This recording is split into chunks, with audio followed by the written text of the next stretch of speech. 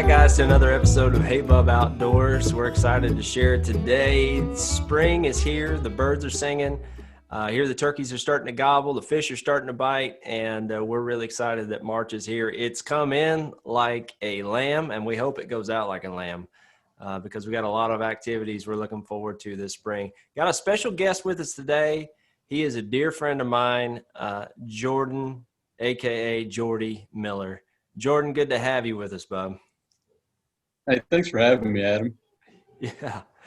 Well, this is going to be really natural because Jordan and I, man, if you could log our phone minutes over the last 10 years, it would be copious amounts of minutes have gone into conversations about life, about God, about kids, a lot about hunting and fishing. And today we have Jordy on to talk about mushroom hunting. He's one of the best mushroom hunters I know. And he looks at the outdoors from a really unique perspective. I just love spending time with Jordy, and I know you're going to enjoy it. First, I want to share how I really got to know Jordan. Okay. So I take you back to 2010.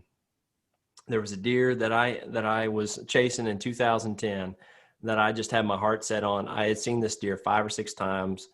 Never could close the deal on it. I was always so close, and it was a tragedy. What it was for me, anyways. It was great for the guy across the property line, but this deer got shot right in front of me, and I was just heartbroken. It was, I think, it was all legal. The neighbor was just hunting right there on the line, and I was probably 80 yards off the line or so. But I saw this deer kind of crash in the water in front of me. I heard the shot. Anyways, I was heartbroken, and I met this guy named Jordan at a men's ministry there in Southern Indiana, where Jordan's from. And so I start talking to him about it, and I was heartbroken. He's like, "Hey, I got a lot of deer on me this year. Why don't you come up and hunt on me?" So I was like, what kind of guy is this? This guy and he had already killed a real nice, I think about 145-inch 10-pointer. He invited me and put me in his best stand. And I had a great sit that morning. I'll never forget, Jordy. You kind of took me halfway to the stand. You showed me how to get there. Saw a great big giant 6-pointer. And that was one of my first impressions of Jordy. But one of the things I've gotten to know about him since then is he shares the outdoor experience, and he's genuinely a selfless hunter. Jordan, that's how I describe you, bub. And I really appreciate you coming on. We're going to talk about mushroom hunting today, but Jordan, I just kind of to frame people kind of where you're at, will you tell us a little bit about where you used to live? I know you hunted there mostly on old coal strip mine ground, and now recently you've moved to another property. You just want to share a little bit about your background on mushroom hunting and kind of how things have had to change and shift for you over the last 2 years? Yeah, Adam. So I spent most of my life living around and hunting and fishing on old strip mine ground, and we continue. We still have some property that we mushroom hunt, fish and hunt on that strip mine ground. But so that's where I spent most of my time. Most of my mushroom spots were, go to the same place every year. Didn't have to really work too hard for it. But it was, it was good. But recently, like you said, we just purchased 15 acres here about a year and a half ago, and it's a little bit different, a little bit more of your Southern Indiana hardwoods. And I'll say last spring was quite a challenge on finding the Morels. I went in with an open mind, thinking I was really going to find them, and I didn't find very many. So, well, Jordy, just to kind of get folks started, so last year, how did you approach? All right, this is a new place. Were there certain trees you were looking for? Was there certain kind of habitat that you started keying in on? And then where eventually did you start to find the Morels last year? So to start with, I kind of took the same approach what I usually do with some of my more traditional spots, and I always tend to find my mushrooms on either east facing slopes or south facing slopes. That's pretty. I mean, or early season. That's where the sun's hitting the most on your south slopes, or south facing slopes. So that's kind of where I started. And sycamore trees, whether it's an indicator tree or mushrooms really do grow around them. That's where I've tended to find them in the past. some maple trees, silver maples. I found mushrooms around those in the past. So that's, with the new property, that's kind of where I started. I worked kind of the high ground, looked around, looked down some of the creek bottoms, and that's where I eventually ended up finding the majority of the mushrooms was down around the sycamore trees down in the creek bottoms. Yeah. Yeah. The old bottom ground. I hear a lot too. I mean, you hear everybody has their their technique on where they look and what trees they look for. A lot of guys say deadfall. Have you noticed a lot around deadfall as well, or are you looking around live trees mostly? I've heard a lot of people talk about dead trees, but in the past, a lot of the trees that I've found around are just, I don't know, just bigger sycamore trees, really. And you know, at the old place I used to hunt, we had this big maple tree, and I don't know, it was an old growth maple, and we found hundreds of yellow mushrooms, big yellow mushrooms, every year around the tree until the last couple of years when we had a big storm come through in March, and it kind of broke that tree up a little bit and allowed more of the sun to come in, and we quit finding them. So we found a few, but nothing like we had in the past. So that was uh, kind of hard to lose a spot like that. But it just goes to show you, how as your habitat changes, so your mushrooms are going to change a little bit too. Absolutely. So, well, I hope as you continue to learn that property, Jordy, that if you start seeing any more reoccurring patterns that you can pass those things along. The cool thing about Jordy is I could bring him on and he could talk about a number of things. Jordy, but just to break a little bit, we need to bring you back on in the fall. I want to hear the story of Buck Norris. Jordy just had such an attachment to the property there at his old place. He knew that thing inside and out, and so you kind of hinted at it, Jordy. When it comes to mushroom hunting, there's some people that are really good mushroom hunters because they see reoccurring patterns, and I think you're one of those. But then there's other people, and all of us are like this too. There's other people that are really good mushroom hunters because they've got good spots. They just know where they're growing. You know what I mean? And so to help people maybe who want to get interested in mushroom hunting, tune in to everything Jordy's already said, because it's going to be just looking for reoccurring patterns. That's going to be key in helping you find the good spots where you can keep going year in and year out. Jordy, the last few years though haven't been as good. You want to share why you think these last couple of years have been pretty tough on mushroom hunting? I mean, personal opinion, I think a lot of it has to do with the huge swings in the weather that we've seen. I mean, I think it was 2 years ago we had snow in April, and whenever you're trying to get that soil temperature up to get those mushrooms to start popping, and then you get an inch of snow in April, well, that kind of drives things back down, and then 2 weeks later it's 80 degrees. So it's just the mushroom season is such a short window anyway, and to get those huge swings in the weather, I think it's been really hard on getting your huge growths in mushrooms like we've seen historically in southern Right. Indiana and Illinois. But I don't Right. know. That's my opinion. I don't know. We've had a bunch of snowfall here we did in February here in Southern Illinois, Southern Indiana. And Matt had a bunch of snowfall too out there in PA this year. What do you think the benefits are? I know there's a lot of theories about good snow means good mushroom hunting. What do you think of some of the benefits of having good snowfall before mushroom season? I think just getting that moisture in the ground. I mean, and getting that ground ready and prepped for that warm spring sun that's going to hit it and get those mushrooms popping. I think that's one thing we've lacked in years past. Especially here recently, is we've not had the moisture going in to mushroom season, and then we've had those really hot temperatures, and those things just aren't good for growing mushrooms. So all Yeah. opinions, no scientific data to back that up or anything, but especially the ground that I hunt, a lot of that strip mine ground, that's kind of starved for moisture anyway, and you don't. So yeah. Adam, you were saying you liked a big snowfall because it flattens the leaves down. Yeah, I feel like it helps visibility.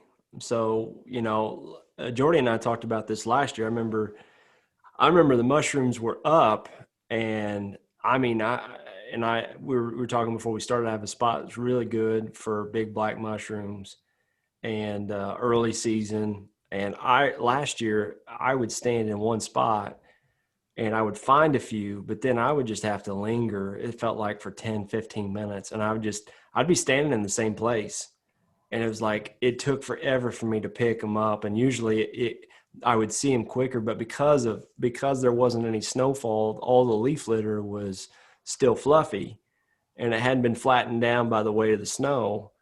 And if I'm remembering right, that spot, it's usually, I remember 3 years ago, I was telling them I found a bunch of really big ones, and it was like they were just sticking up all over the hill, and I didn't have any trouble seeing them. I think last year that leaf litter was so fluffy still, it made it really difficult to see them. Jordy, have you experienced that too?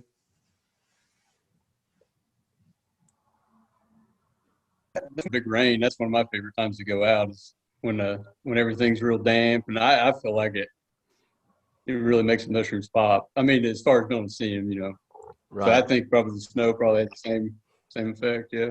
Yeah. Adam, I was going to ask you. You always talk to me about finding those black mushrooms early. What kind of trees are you finding those around? Is it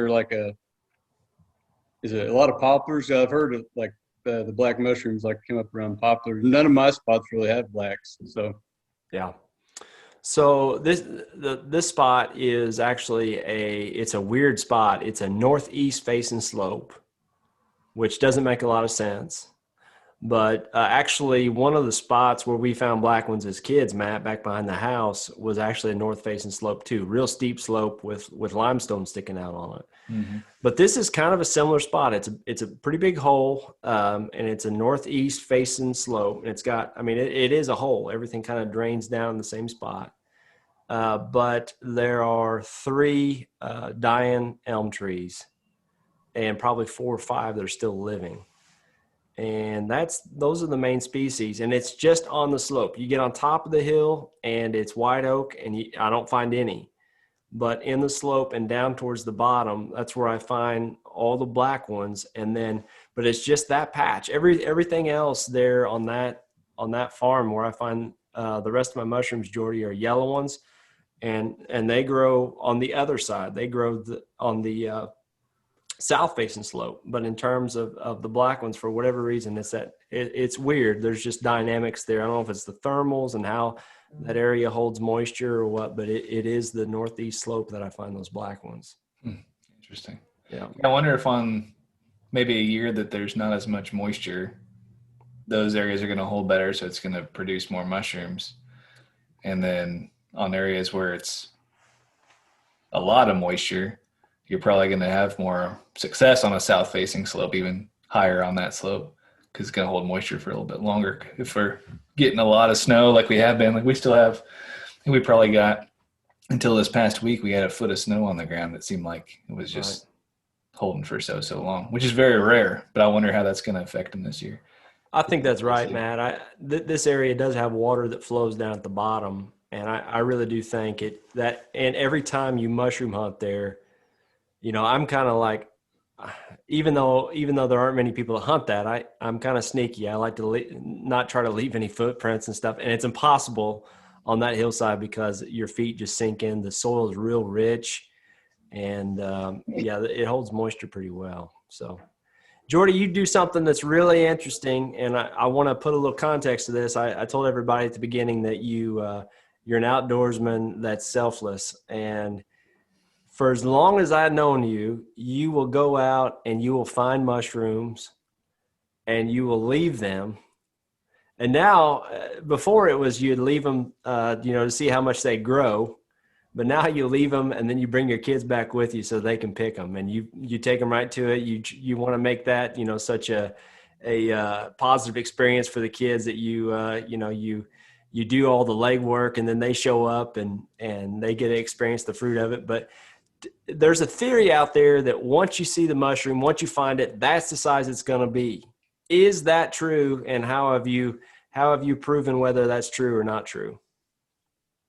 Well, I've been blessed to have places that were right beside my house where I didn't have to worry necessarily about anybody sneaking in and taking them. So I've been able to, kind of test those theories and see, how much they grow and to be able to let them go and take my kids back there and get them. But yeah, I've I've watched them grow just by putting sticks beside them.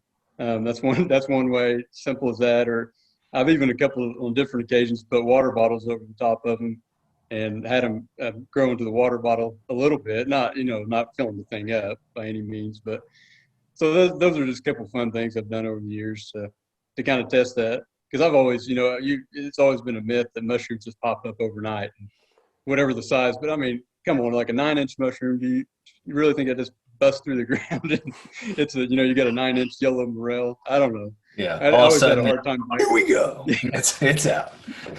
Yeah, always had a hard time biting on that one. So I thought, I was like, well, I'll just check it out. So that's what I did, Yeah. and we've had a lot of fun doing it over the years.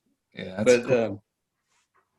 as far as my kids go, and and leaving mushrooms like that and taking them back here, there's a part of me that so badly wants them to be hunters and fishermen and outdoorsmen and that's just to me if I want them to have the best experience possible, that's I want to take them back there and I want them to find a mushroom, because it to me picking a mushroom is just Oh, it's it's just so whatever, fun. but to them picking a big old yellow mushrooms, Yeah. that's what it's all about. So Yeah. I For a don't know. kid, I remember as a kid just like so excited.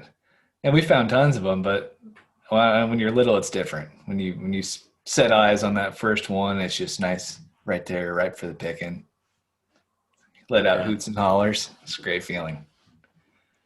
Jordy, you're incredibly patient with your kids too. I've seen how you father, and they might step on some, they might trip over others, but you're so good with them. Like, what's the key? What's the key? What's your objective when you're out there with them? What are you thinking about? Is it just about the mushroom hunting, or what's the bigger picture? I wish I wish that were true all the time, Adam. That oh man, I try to always be my I had a really good example in my dad.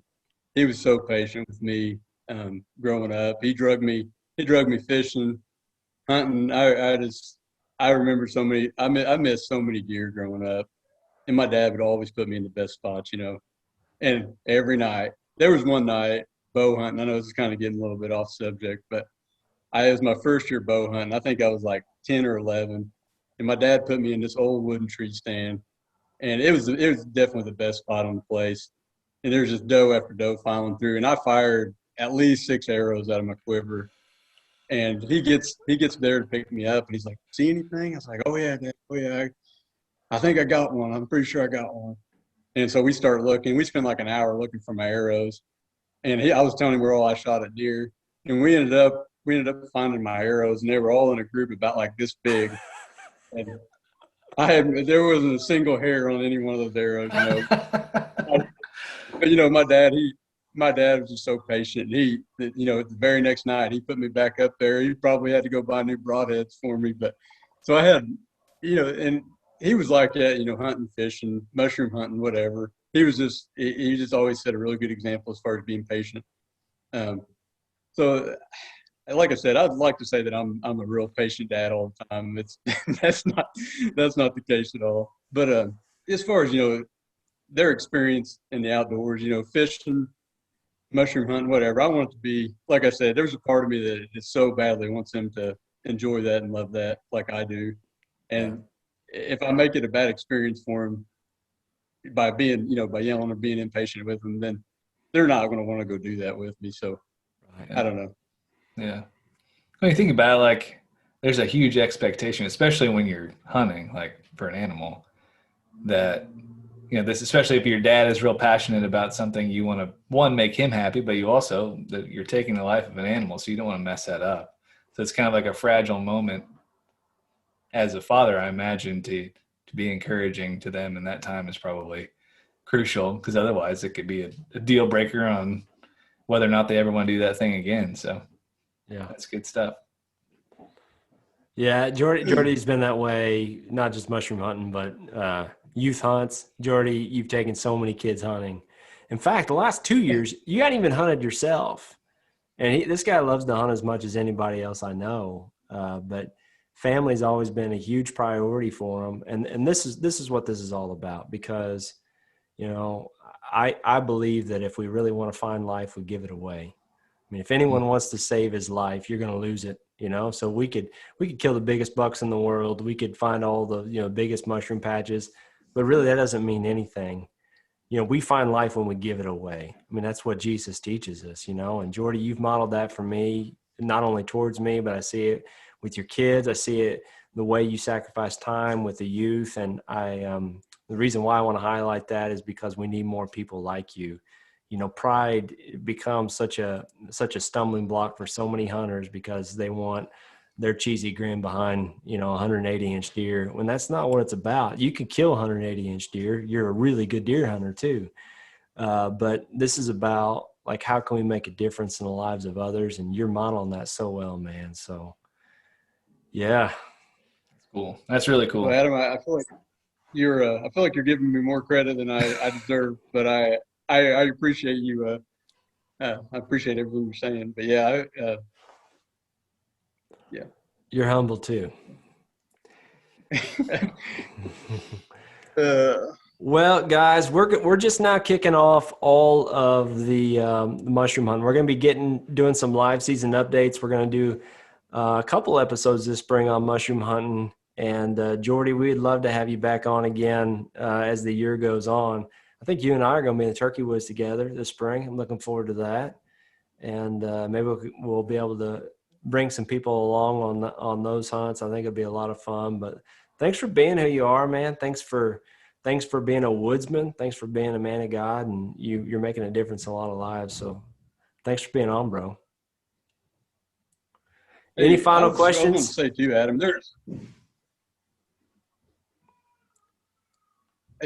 I was going to say there's, you know, anybody that's just getting into the, as far as mushroom hunting, there's so many good resources on what kind of trees you find mushrooms around. YouTube videos on guys, you know, tree identification. That's so huge when it comes to finding morels. Yeah. So if you're somebody who's new, there are so many good resources, better than me, to point you in the right direction as far as finding morels. So yeah. Matt, any final questions?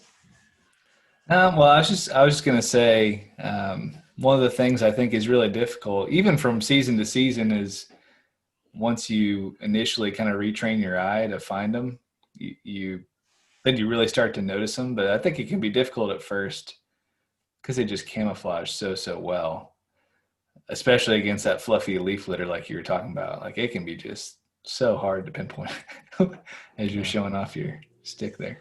Yeah. Show us that again. Bring that back over. Yeah, it's my mushroom hunting stick. Yeah. Deer antler, maybe like a Dremel tool, something like that. It's got a place here to measure how big they are. Pretty cool.